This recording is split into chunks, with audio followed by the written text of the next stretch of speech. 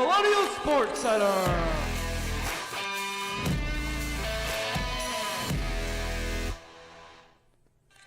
Hello friends and good evening and welcome to this episode of Colonial Sports Center.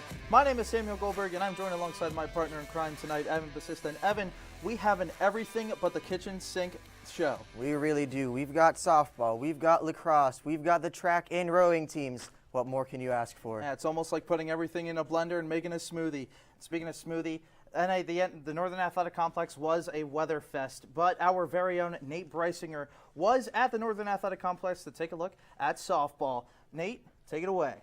It was a beautiful day here at the North Athletic Complex as RMU softball welcomed in crosstown foe, the Pitt Panthers, for some midweek non-conference action as the Colonials were looking to add to their two-game winning streak against the Panthers. The opportunity to win 3 in a row for the Colonials quickly evaporated as 2 seeing-eye singles prompted 2 runs to cross the plate in the top of the first inning for the Panthers. Cammie Thompson's comebacker to Dana Fatakis nicked off her glove and rolled into left field to score Sarah Siemens. Subsequently, Kat Rodriguez smacked one down the third base line that would hit Elena Kutso-Gianni's glove and ricochet down the line to bring in another run. The first inning was an indicator of how the game would evolve for the Colonials. Literally, we went through all 6 runs are something we can control, whether it's balls that came off our gloves, not executing a first and third, piping a ball when we have an open bag, and a pass ball. Like, those are literally all 6 runs. Those are things that we can control. And again, it doesn't matter whether it's ACC or Horizon League. Those are things that just have to happen when you just play the game. Trouble continued in the top half of the 4th inning when the Panthers had a pair of runners on the corners. Kylie Griggs received the sign to steal, and as she went to swipe second base, Colonials catcher Meadow Sacadora made an ill-advised decision to throw the ball to second. The error caused the ball to end up in center field and allow Compson to score.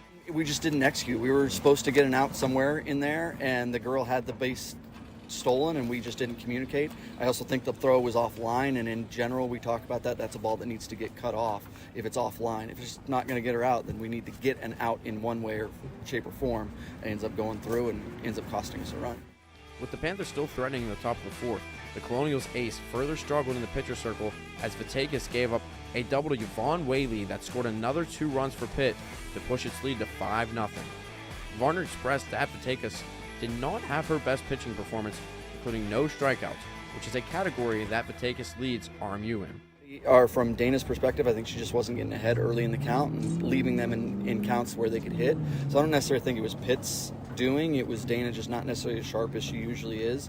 That created better counts for them to hit in. And, I mean, when you got 2-ball counts to hit on as a hitter, you're going to have a better opportunity to get the ball and play one way or the other. And but they're both pitch to contact kind of pitchers anyway. So again, that's the importance of us getting ahead in the counts, so we can do some of those execute some of those out pitches. While Pitt took advantage of some of Robert Morris's mistakes, the Colonials also did not help themselves in the batter's box. Following 2 hits in the first 2 innings, RMU failed to record a hit the rest of the way. Pitt was propelled by a collective of pitchers, but Abby Edwards came away with the victory for the Blue and Gold after allowing no runs on 0 hits. They just changed up their pitchers and kind of changed up some of the looks that we could have. I think we started pressing at a certain point after we had our chances, and then we're trying to now do too much rather than doing the same thing that we did in the first 3 innings to get ourselves into runners in scoring position. We kind of started pressing a little bit on that. With the Colonials falling 6-0 today to the Panthers, they will look to improve on some things as they turn towards the thick of their conference schedule, with Northern Kentucky coming to Moon Township this weekend. For Colonial Sports Center, I'm Nathan Breisinger. Thank you, Nathan, for that great package and a look into that game against Pitt. But it wasn't the only game that softball was involved in this past week, as they had a doubleheader against Kent State. Yeah, that's right, Evan. And in fact, this doubleheader was a great job, and it was a job well done by the Colonials as they were able to sweep Kent State. Let's take a look at the stats from Game 1. Bring out those brooms. Mm-hmm. In Game 1, it was a 4-1 win for the Colonials. Anna Resnick with 2 hits, both singles, and 3 RBIs. Jess Matheny with 2 singles as well. Jane Garver with the win in this one, 5 1/3 innings pitched, and Carly Penner with the loss for Kent State. 2 innings pitched, 4 hits, and 2 runs, both unearned. And Jane Garver was fantastic in this game. And taking a look at stats from Game 2 as well, the Colonials beating the Golden Flashes by a score of 5-3. Logan Black had herself a day, going 2 for 3. Charlotte Grover also 2 for 3 with a triple as well, and Whitmore for the Golden Flashes 2 for 3 with 2 RBIs. The Colonials, they did a great job against the Golden Flashes, keeping them at bay. Really held them down. And when we come back here on Colonial Sports Center, we'll switch gears to lacrosse. And speaking of lacrosse, we may have a MAC Player of the Year in studio. So stay tuned here on Colonial Sports Center.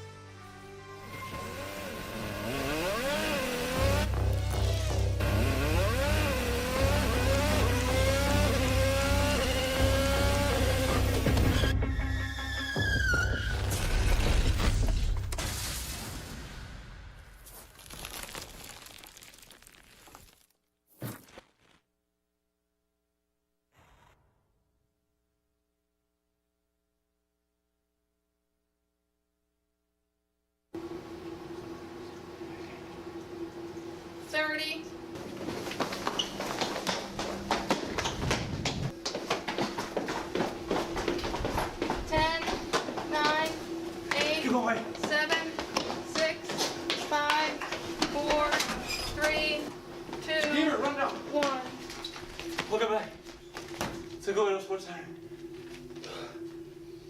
That's CHC women's basketball. Found my heart out there in the open. Trees make you feel smaller. Can't help but get lost again. If I need a break, know where I'm going. Where the water's flowing, I'd rather be floating. If it's one thing I can count on to be free. Feel the beat of nature at a park or forest near you. Find a forest and music inspired by nature at discovertheforest.org. Welcome back to Colonial Sports Center, and I'm moving on to lacrosse. The men's team was in action against Mercer the other day. Let's take a look at how they did. It was a 9-8 defeat for the Colonials, a back-and-forth game with neither team ever leading by more than 2. Each team with a man-up goal in this one, and Reiner with 20 saves, the third most in one game in program history. A great performance. Eric Swaggerty with a pair of goals, Nick Peltier with 2 goals as well. And let's take a look at the men's lacrosse standings right after this. Yep. So, looking at the standings, the next 2 games for lacrosse, for the men's lacrosse team, is against teams higher up in the conference, including Saturday against ASUN unbeaten Utah, as you see on the screen there. Yeah, Robert Morris, honestly, I'm quite surprised with their start, 1-3 on the year. They've been dealing with a ton of injuries so far on the defensive side, but overall, I really look for this Robert Morris team to really kick it into gear here as the second half of ASUN play happens. But switching now from the men's side to the women's side, the women's lacrosse team welcomed Kent State, but before we get into the Kent State, they played the Youngstown State Penguins, and the Colonials, they beat the Penguins by a score of 12-10. For Youngstown State, Aaron Clark had a goal and 2 assists. Allie Corin had 5 goals, 2 assists. Kelsey Nelson had 3 goals, and Colleen Tift 4 goals and 1 assist. Might have earned the MAC Player of the Week. And now, as I said a little earlier, Robert Morris, they played host to Kent State for their home opener for MAC play. Let's take a look and see how they did. And for Robert Morris, they hosted their home opener, and as you see right here, for the standings in MAC play, Robert Morris standing at 1-1. They did lose to Kent State. But it was overall solid performance from Robert Morris, and more importantly, we got Colleen Tift and Julia Kudrovas in the studio, standing by with Cameron Carliola. Cam, take it away. Thank you, guys. I'm here with Julia Kudrovas and Colleen Tift. Guys, thank you so much for joining me today. Thank you. Thank you for having us. Well, let's get right into the thick of things. So you guys are reaching the halfway point of your season. What are your guys' thoughts of this team's play so far? Well, I think our last game was a bit of a wake-up call, but we've had a lot of strides this season, and I've seen that we can fight and we can come back and Yeah, some games. obviously not the way you wanted that Kent State battle to go. What was following the game, what was the effort like today in practice and trying to regroup and prepare for Detroit Mercy? I would say I think everyone took some lessons that we needed to learn from the game, offense and defense, and we overall came out today with just high energy and knowing that we have a game this Saturday that we just need to kind of forget about the past game and work towards the next game. So you guys are seniors and you guys are very big leaders of the team. What are your messages to some of the younger players on the teams on what they need to do to step up, and what do you guys think you need to do yourselves to get back on track?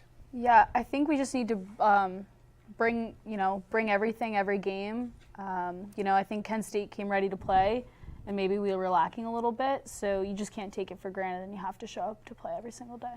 Yeah, and those younger girls, at the end of the day, we are a team, but we need them just as much as we need our upperclassmen. So I think just that's a big stress, is that they can do more than they even think they can. So I think just sticking as a team is our main thing right now. So when you guys started 3 years ago, what are some messages you guys have learned or things you have learned that you are trying to pass on today? I think overall our coach has really instilled just love in our team on and off the field, and I think that's the biggest lesson that I'll take from college lacrosse, is just basically demonstrating love on and off the field. Yeah, I'd say our coach puts a big emphasis on team culture. And I mean, we can both say we talked to people from previous teams, and I hope to still talk to all these girls once we graduate. I mean, it really shows out there that when, someone scores, we're all celebrating and we all love each other, and you just won't find that everywhere else. So we've mentioned many a times with many other players on your team about the culture that is built here at Robert Morris. What is some of your fondest memories of the teams that you've experienced?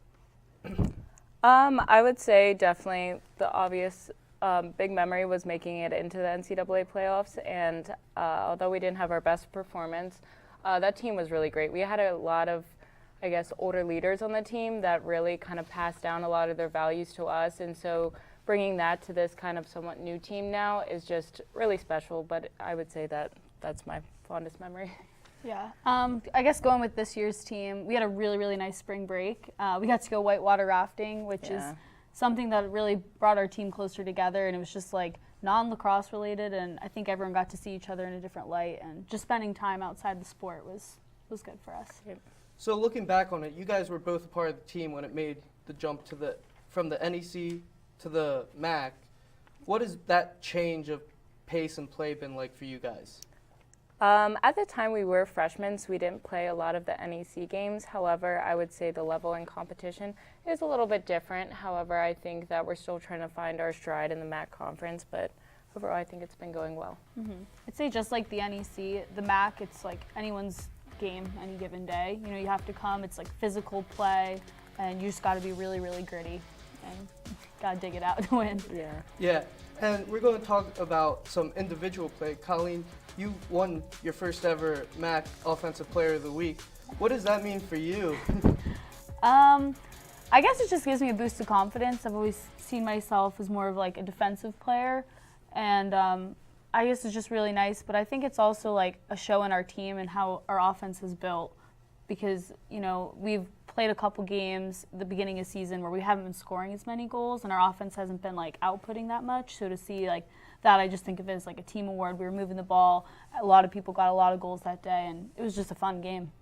And Julia, we're not going to leave you out. You got 7 goals, 7 assists so far this season. What has been going right for you think?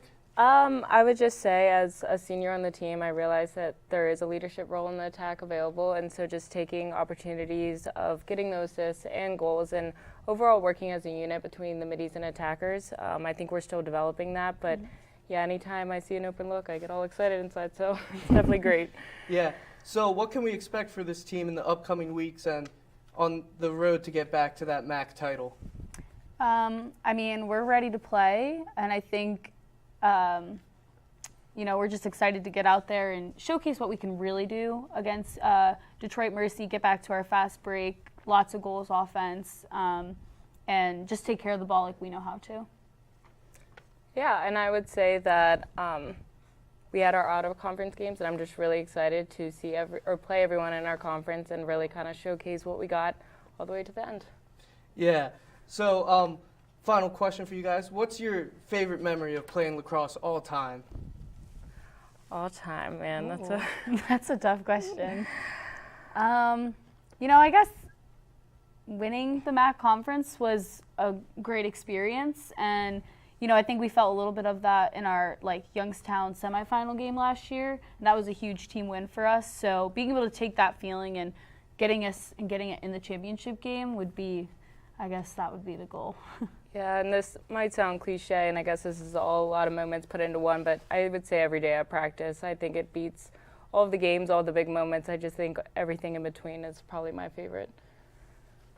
Yeah. Well, thank you guys so much for joining us today. We're going to send it over back to Sam and Evan. I'm just kidding. We're going to send it to... Thank you so much, Cam. After this break, we're going to touch on some track and field and our favorite and CSC's favorite subject to take on, top 5 plays. All that and more after this.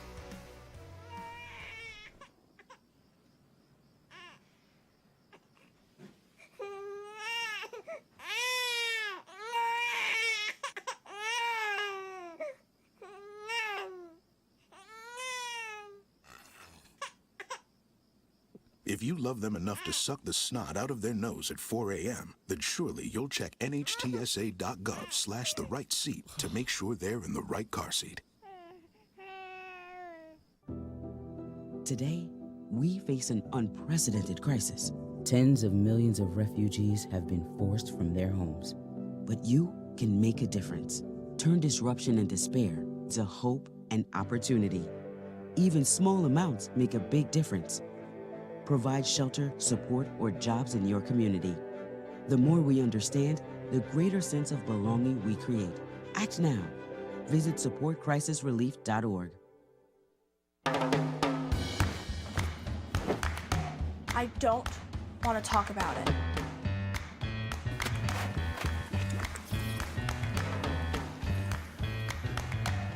I don't want to talk about it.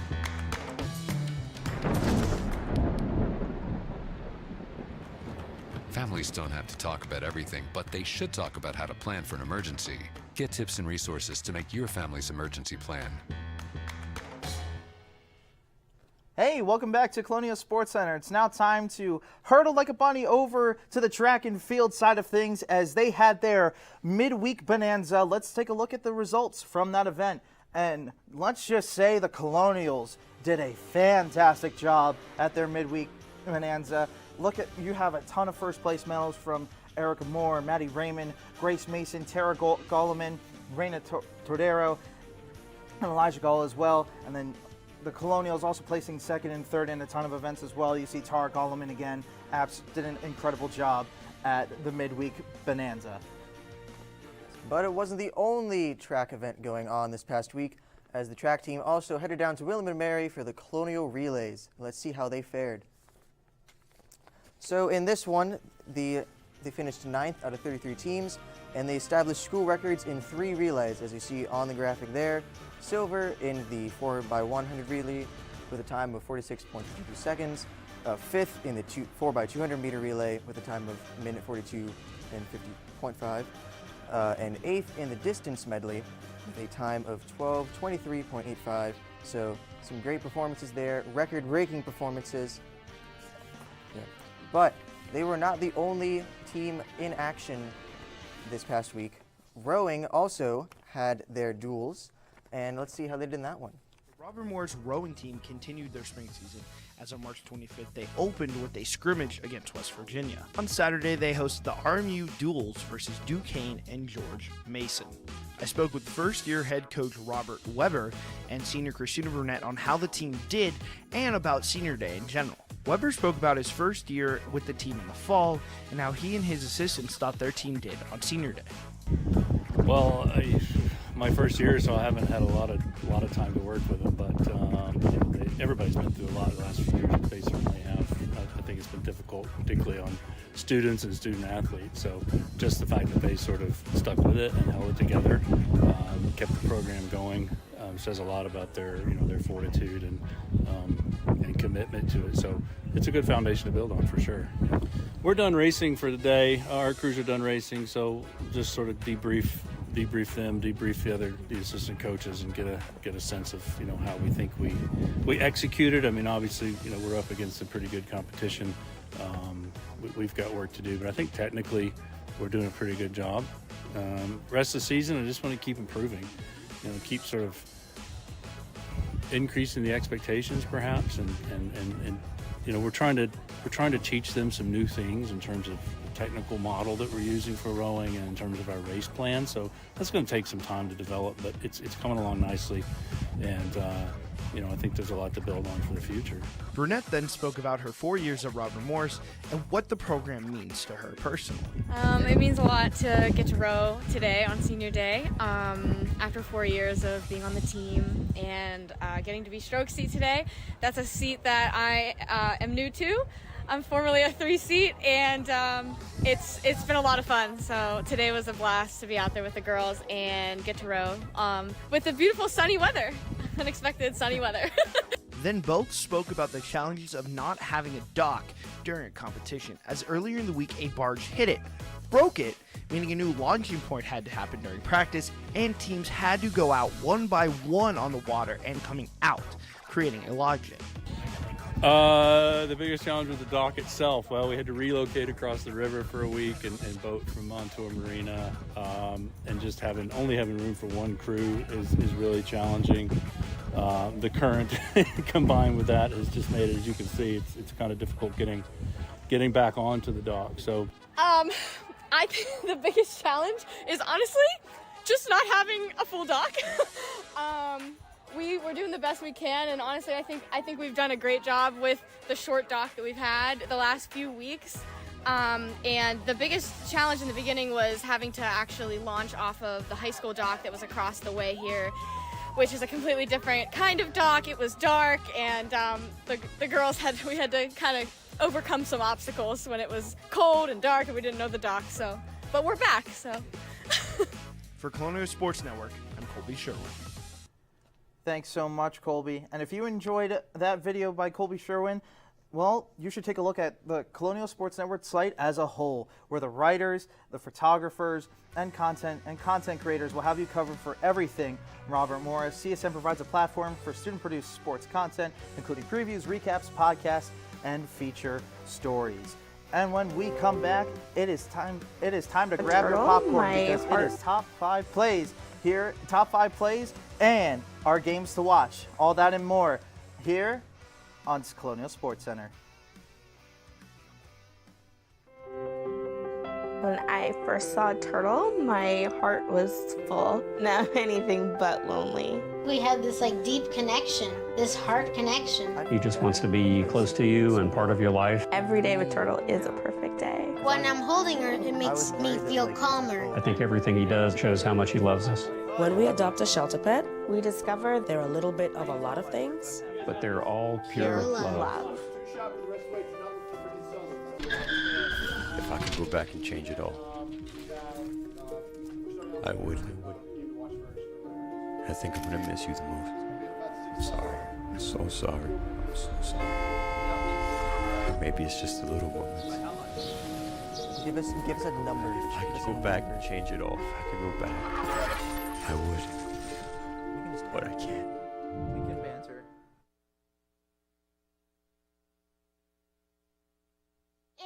There was an old woman who lived in a shoe. She had so many children, she didn't know what to do.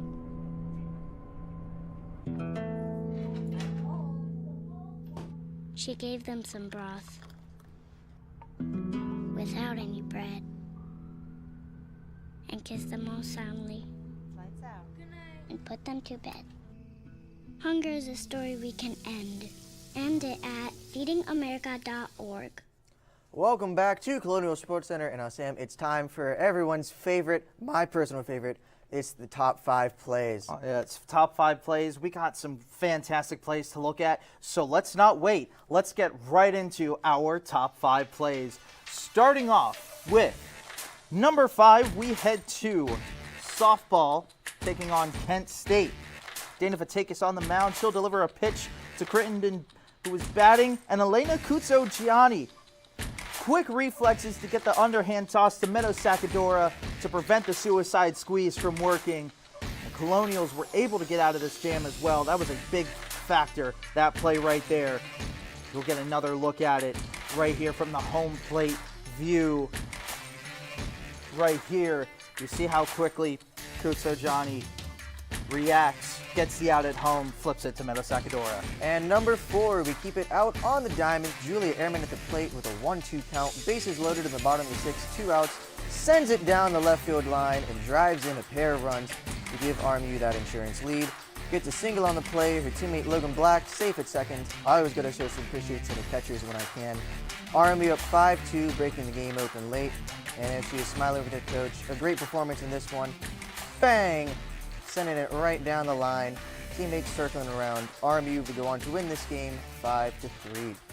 Moving on to women's lacrosse at number 3, Kelsey Nelson. This was in our highlight reel that didn't show a little earlier. She's in the free position late in the 4th quarter, and she buries the shot from the free position. An absolute rifle past the top left shoulder of the goalkeeper. Here's a look at it again. Incredible placement on the shot. And number 2, we're sticking with this game.